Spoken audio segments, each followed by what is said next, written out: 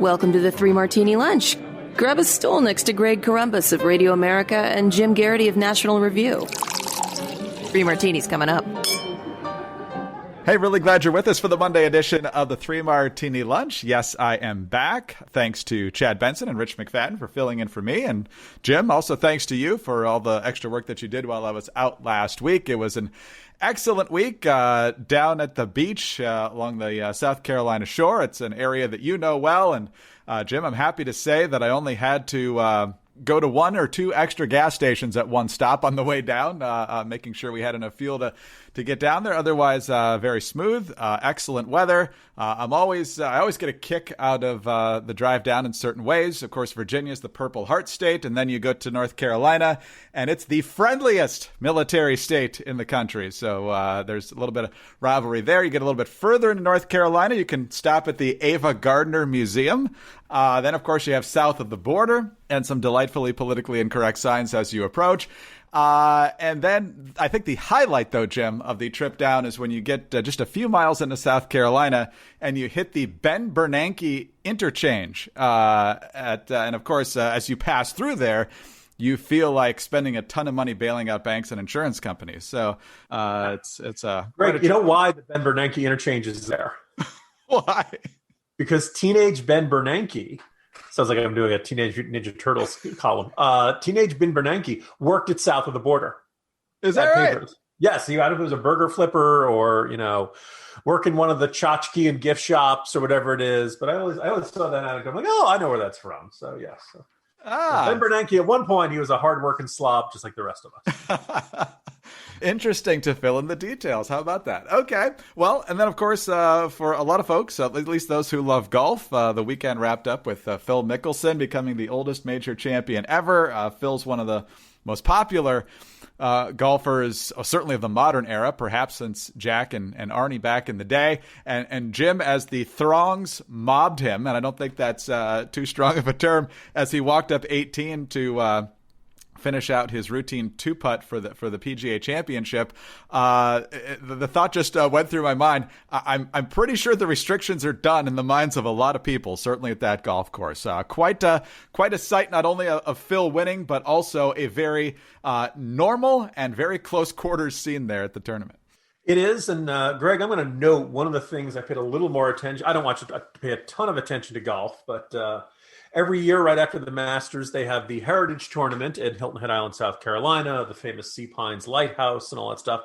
This year's event was just up the coast a little bit at Kiowa Island. And my understanding is that later this year, the Palmetto Championship at Congaree will occur. This is because they're having troubles with they can't do the usual Canadian Open because of travel restrictions going back and forth between the United States and Canada.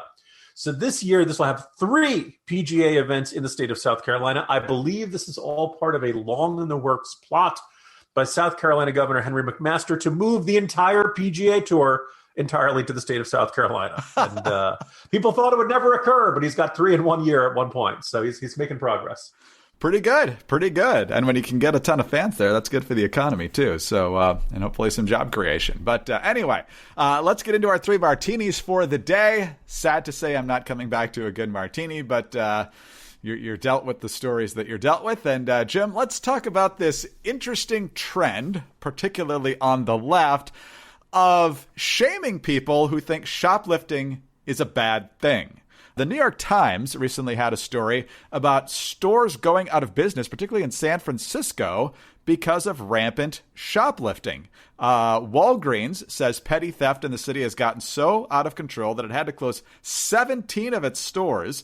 CVS has told its employees there not to intervene because the thieves so often attack them, calling San Francisco one of the epicenters of organized retail crime. And so the people of San Francisco are furious, not at the shoplifters who are stealing the stuff and then reselling it on the streets.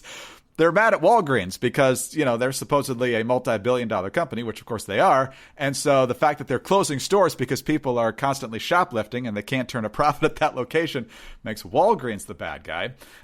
Errol Lewis is a New York City-based reporter. He not only pointed that out from the New York Times story, he also says, worth noting that several candidates for Manhattan DA and for New York City mayor say that shoplifting should not be prosecuted because that's quote unquote criminalizing poverty. Pretty sure that's exactly the opposite of how Rudy Giuliani cleaned up New York City. But the coup de grace here, Jim, is from Cynthia Nixon, former star of Sex and the City, former challenger to Andrew Cuomo in the 2018 New York Democratic gubernatorial primary, and somehow she's the less rational of the two. Types on Twitter, the CVS on my corner has started locking up basic items like clothing detergent. As so many families can't make ends meet right now, I can't imagine thinking that the way to solve the problem of people stealing basic necessities out of desperation is to prosecute them. We can probably argue about whether that's why they're being stolen. We saw plenty of people doing likewise during the riots last year. But what do you make of the idea now that shoplifting, just let it go. These people are desperate, and if you actually want to crack down on it, you're a heartless individual. A lot of our problems in society, Greg, stem from an inability to see past that first step and the second and third degree consequences of a particular course of action. Because by the way, it's interesting how, when you and I were growing up, shoplifting was generally seen as a teenage crime. It was not seen as something that grown-ups did. And it was generally seen as, stealing candy bars or something that was entirely not done out of desperation or out of economic necessities. It was done out of wanting something and not wanting to pay for it. I would really love to see how Cynthia Nixon came to this conclusion, that it's being done out of desperation. Do we know this? How many people, because we no longer are arresting shoplifting, because we're no longer encountering and detaining the people who are caught shoplifting. We don't know whether they're doing this because they really are deeply impoverished and desperate. They're just trying to steal soap and deodorant and basics of life. Or whether they're, as you said, they're buying it to resell it on the street. And unless we actually bother to intervene, we're never going to know whether they're doing this out of that. But the other thing is that we have public assistance. We have fairly generous public assistance, not even mentioning the expanded unemployment benefits that are in place right now. We also have private charities. No one wants to see desperate people going without deodorant and going without other necessities of life.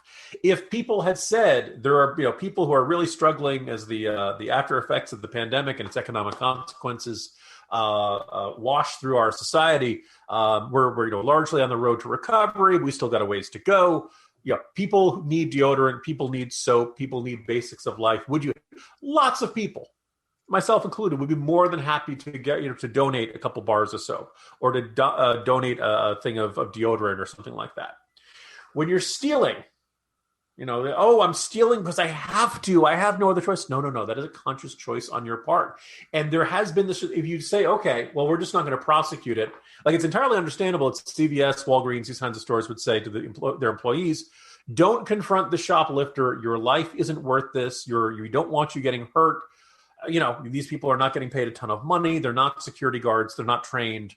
You don't necessarily want them encountering someone who may be trying to steal something. That said, it's hard, you can very easily understand why CVS and Walgreens and companies like that might be reluctant and start wondering, do we want to keep a store open in this area? Because if we have to hire a security guard, we have to have cameras, we have to have more things. We have to have someone separate from our cashiers who are there to confront shoplifters. Well, now all of a sudden you've got a real problem. And eventually the CVSs and Walgreens of the world are going to say, you know what, if we keep losing, you might be saying, oh, it's just a thing of deodorant. Yes, but the problem is what happens when everybody else has the exact same attitude. And yes, that stick of deodorant doesn't cost a lot of money, but the CVS portion of that profit isn't particularly high. And let's point out that the share of that profit of the store income that ends up going to the person behind the register isn't particularly high. So it only takes a little bit of that for that to eat into the profit margin. And eventually the CVSs and Walgreens of the world will say, you know what, we don't need a store there. Or we only want to open a store in a neighborhood where it's going to make a profit. We're not operating the CVS charity. We're not operating the Walgreens charity. There are other institutions that do that in our society. We're going to shut down this store, and we'll open up another store in a neighborhood or in a different community where we don't have high rates of shoplifting. And then all of a sudden, this community, who gets hurt the most? The people in the neighborhood who are dependent upon that particular store for stuff. It's an inability to see past the nose and two orders of consequence. Of course, you have to enforce these rules.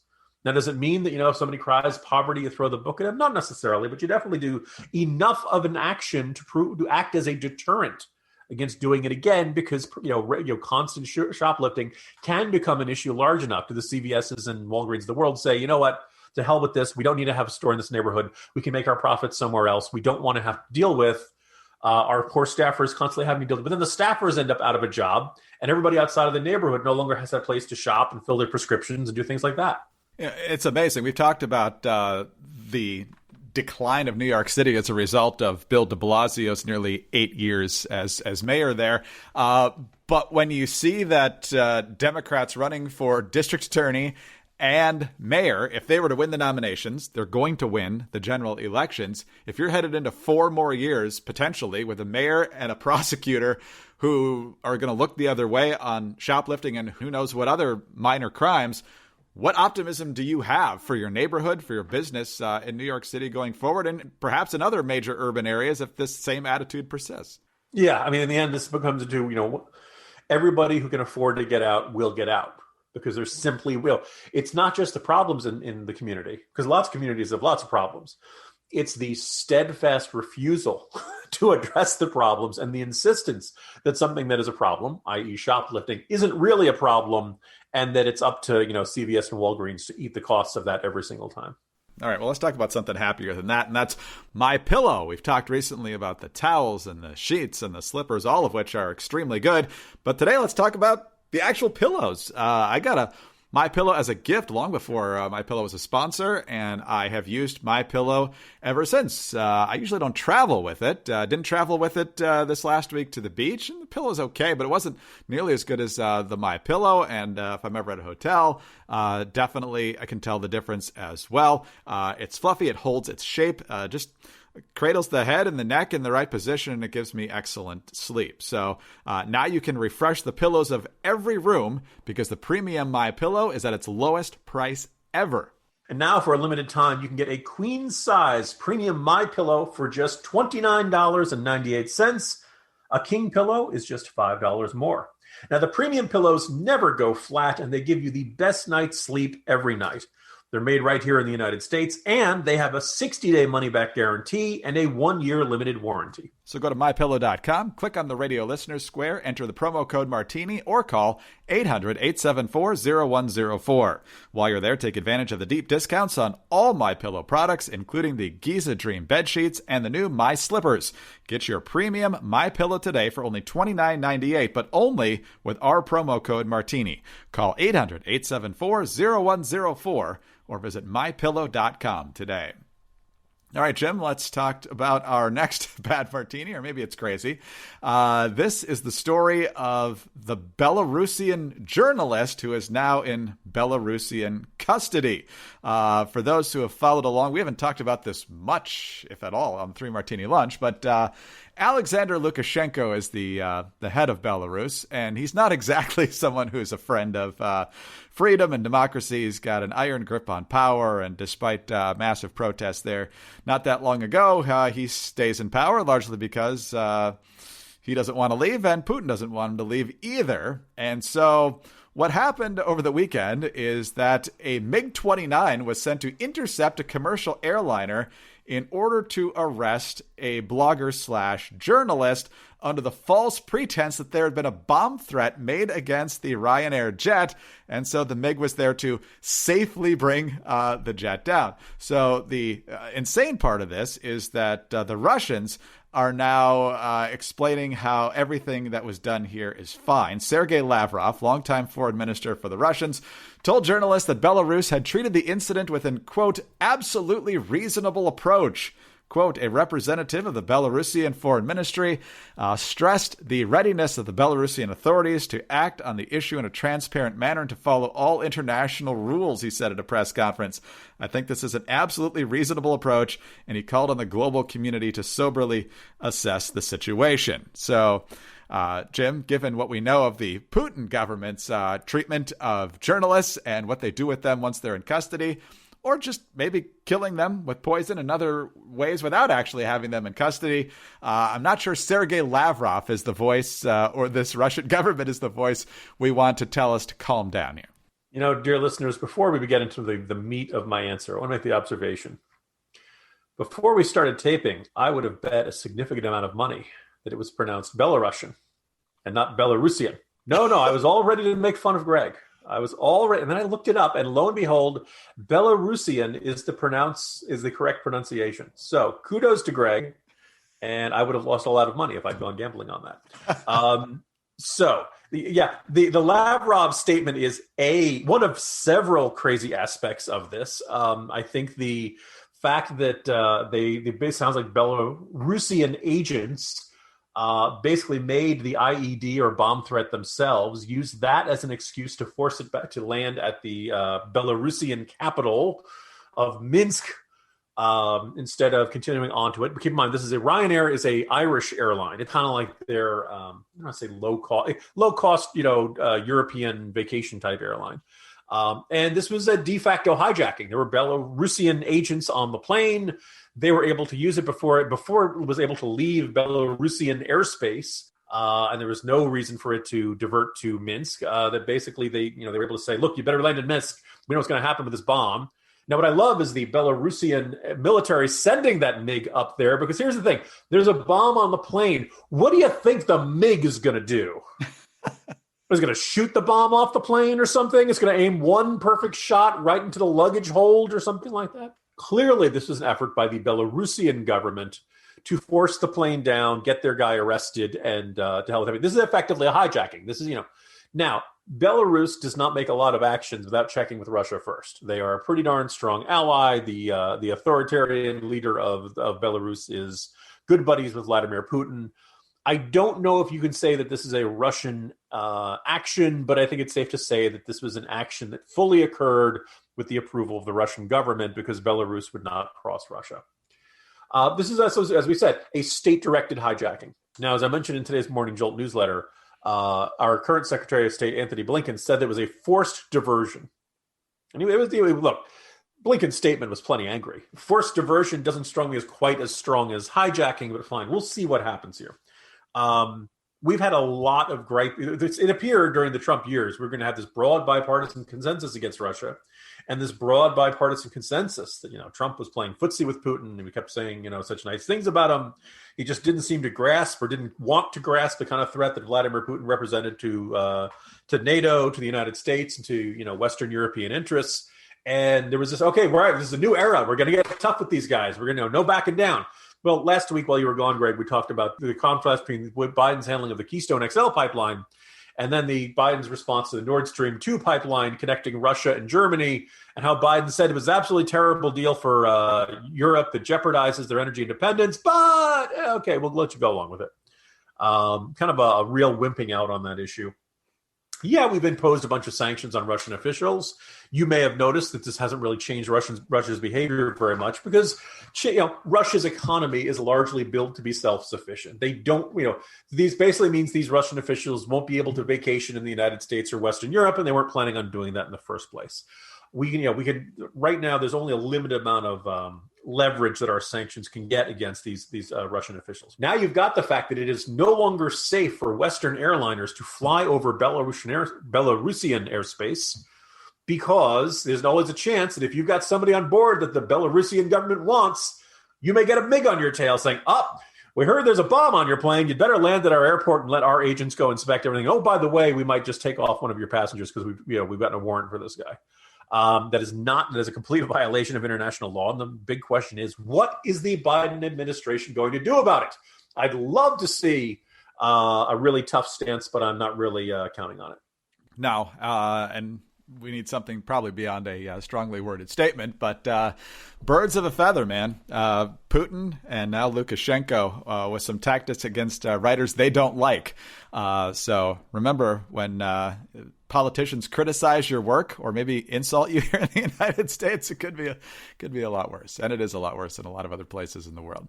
All right, let's talk about another fine sponsor, and that is Earnest. Look, it's time to break out of that student debt cycle.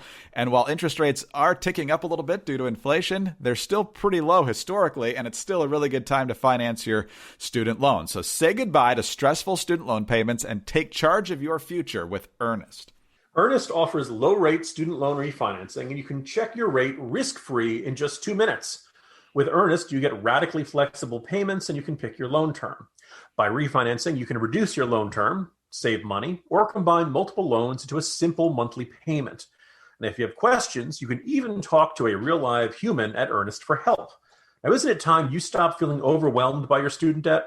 Right now, Earnest is giving 3 Martini Lunch listeners a $100 bonus. Refinance your student loans at earnest.com/martini. Terms and conditions apply. Once again, you get a $100 cash bonus when you visit earnest.com/martini to refinance your student loan. It's not available in all states. And remember that terms and conditions do apply. All right, Jim, let's move to our third martini. This one's definitely a crazy. And we're once again talking about Andrew Cuomo. You and Chad definitely talked about the Cuomo brothers last week. But look, it's 2021 and 2022 is an election year in New York. And people got to make some decisions about if they're going to run, what they're going to run for. And Andrew Cuomo, if he decides to run, will be gunning for a 4th term. It's that number of term that his father did not win in 1994 when he was upset by George Pataki. But Siena has done some polling here. And while it appears that Cuomo is not the Democrats' best candidate for governor in 2022, if he ends up being the nominee, it looks like New York State is largely going to be fine with that. This is from Politico. They point out that New York State Attorney General Tish James, who would also be a horrible governor, by the way, did better than Cuomo in a hypothetical gubernatorial matchup against an unnamed Republican opponent. And Jim, that's usually the Republican that does the best, is the unnamed generic opponent who doesn't have a lot of negatives. Greg, I haven't heard from Tim Pawlenty in a while. Has he moved to New York? I guess I he don't could. think so. They don't come much more generic than that. We love you, Governor. Anyway. Tish James defeats an unnamed Republican, or at least leads, 46-29, a 17-point margin. Cuomo against an unnamed generic Republican, it's 48-38. That's a 10-point lead. They did not do a head-to-head, James versus Cuomo in a primary, which would be by far the most interesting question to New York voters, but for some reason they didn't ask that one. But while Siena did not ask that, it did ask whether voters want Cuomo to win a 4th term. And among Democrats, this is Democrats only, they backed that idea by a margin of 56-33. Jim, in my wildest dreams, I assumed he'd just take this pile of scandals and just maybe not run again. Not only is he probably going to run again, he's probably going to be the nominee, and he's probably going to win re-election by a wide margin. I realize with the exodus that's happening from New York, it's only going to get bluer. But my goodness, don't these people have any standards? No, they don't. Have a good week, everybody. No. So I'll just make one or two observations because my colleagues who do the Editors podcast, easily the second best podcast you'll find around here, had a similar discussion when these numbers came out, or just a discussion about what it would take to get New York Democrats to really turn against Andrew Cuomo. Yesterday, the end of the week morning jolt last week was about the Cuomo brothers and the fact that CNN's Chris Cuomo had joined these strategy conference calls on how to defend Andrew Cuomo. And, it was a recognition that, look, you don't have to dislike Andrew Cuomo because he put people who were infected with COVID-19 back into nursing homes, although that was a really bad decision. You don't have to dislike him because of that decision and the cover-up, although that's pretty darn bad. You don't have to, mention the fact that they did that and the cover-up, and they said they expected a Department of Justice investigation if they'd given the real numbers to the federal government. You don't have to do it for the now 9 sexual harassment allegations against Andrew Cuomo. I believe that's one more than the Al Franken standard. The first 7 are free, but then in the 8th one, you have to face consequences. He's now up to 9. The bullying and intimidation, the fact that his vaccine coordinator was calling up county officials and kind of measuring their loyalty to Cuomo. I just went down all the list, and almost every conceivable scandal you can think of. And certainly every scandal that's been thrown at Ron DeSantis down in Florida, Andrew Cuomo has done. Now, look, if you're a Democrat, I'd like to think you'd like something better in the governor's mansion in New York State, up in Albany. I know you've had a lot of scandals. I know you're used to corruption. And what's fascinating is you see Democrats lamenting of Republicans. When are those Republicans going to hold Donald Trump accountable? When are they going to stand up to him? When are they going to say enough is enough? And I agree with a lot of that. I think there is a bunch of sucking up to Donald Trump. I think there is a bunch of people who look the other way and excuse ridiculous comments and, nonsense claims about bamboo in the paper and the Chinese ballots and all that kind of stuff. But the irony is that by and large, Democrats do the exact same thing about Andrew Cuomo. And the bizarre thing is that, we saw, you and I can point here in Virginia, similar situation with Ralph Northam. The yearbook photo, Ralph Northam was either wearing a Klan hood or blackface. There really isn't a good option there. And he admitted he was in the picture, and then he began to realize what the political consequences were going to be. And then he said, "Oh wait, I just remembered it wasn't me in the picture. I falsely confessed to this, career-ending scandal." There has been the negative polarization has gotten so intense in our culture that the attitude amongst a whole bunch of people in politics who really ought to know better is that if I hold my guy accountable and say, "You should step down. This is not acceptable. I don't care that you've been agreeing with me on a bunch of issues. Your behavior is terrible and represents an abuse of power." It's too much to ask. They've decided, no, I'm not going to do that. I don't know whether they're afraid if they, it's like if you come at the king, you best not miss. And that if there's an effort to impeach Cuomo and he doesn't survive, he's going to go on the warpath against everybody who voted for it. So I don't know. It's one of those things where you cannot expect the other side to unilaterally disarm. There is a belief that holding your guys accountable for their bad behavior is a weakness unless you other guys are willing to do it too. Somebody's going to have to be the bigger person and make that first step. And there are a bunch of Democrats who feel like, oh, we look like fools because we held Al Franken accountable. Now, Al Franken was apparently, according to these women, grabbing women's tushes as they were taking pictures, right? That's not even 12-year-old behavior. I'd like to think your 12-year-old would behave better than this. But there's this attitude of, oh, we screwed up by holding him accountable. Now, here's the thing. Minnesota Senator Tina Smith gives you all the votes that Al Franken did, and she doesn't squeeze anybody's butt, as far as we know, right? So you got all the same positions, all the same votes. She votes to make Chuck Schumer the Senate Majority Leader, and you get, but none of the scandal stuff. And yet somehow Democrats have convinced themselves Tina Smith for Al Franken was a bad trade. Right? Republicans have similar dynamics with their scandal-ridden figures. Every time somebody lets off, averts their gaze from the scandalous behavior of one of their guys, the other side says, "Oh, that's how the game's going to be played? Fine. We're never holding any of our people accountable."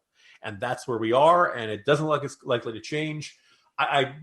What I think was the kind of the closing or the opening thought of the newsletter on Friday, Greg, was just the observation, like a lot of things have been shocking in the last 18 months or so. But I think one that has to be, somewhere in that top 5 has to be that out of all the governors that could have been turned into celebrated by the media as the hero of the pandemic, the media picked Cuomo. And out of all 50 governors in the country, you can make a very strong argument that he is the absolute worst. And yes, I know there's a lot of competition. I hear you, Michiganders. I know you don't like Gretchen Whitmer. I hear you, Californians. I know you don't like Gavin Newsom. I know there's a whole bunch of people. Phil Murphy. Yeah, I get it. Ralph Northam. Look, I'm from Virginia. I think I got a real strong contender in that contest. But the sheer breadth and depth of scandals, I think Andrew Cuomo might take it. And that's an astounding thing of just how much the media, like by random chance, they would not have ended up picking this one. The media is now it's basically an anti-accountability structure that celebrates the folks who need celebration the least and deserve celebration the least and need accountability the most. And with, frightfully few exceptions, they don't hold someone like Cuomo accountable. Yeah, the media is far more committed to narrative than facts and truth these days. And it's probably been that way for a while, but it's even more obvious now. So maybe we need like a March Madness style bracket of who's the most horrible governor in America. There could be some fun competitions there. But Andrew Cuomo, just the full pile of horribles, that's going to be hard to top, especially when you factor in the amount of positive coverage he got and the amount of self-promotion he did. It's just incredible. Jim, I spent 0 seconds thinking about Andrew Cuomo while I was on vacation, so it's kind of unfortunate that I have to come back to that. Reality does beckon, so here we are, and we look forward to doing this again tomorrow. See you then. See you tomorrow, Greg. Jim Garrity, National Review. I'm Greg Corombos, Radio America. Thanks so much for being with us today. Do subscribe to the 3 Martini Lunch podcast. We're very grateful for those 5-star ratings and your kind reviews. Also, get us on those home devices. All you have to say is play 3 Martini Lunch podcast. Follow us on Twitter. He's at Jim Garrity. I'm at Dateline_DC. Have a great Monday, and please join us again on Tuesday for the next 3 Martini Lunch. Hi, it's Dana Lash, host of The Dana Show. Every day, I'm here to keep you up to speed on the most important stories and info that you need to know in your very busy life. And if you're always on the go and you want to stay connected, just download our daily podcast and take it with you. It's a great way to get up to speed on what you need to know and what legacy media may not be telling you. Visit danaradio.com and click on the podcast link or subscribe at iTunes, Spotify, or wherever you get your favorite podcasts.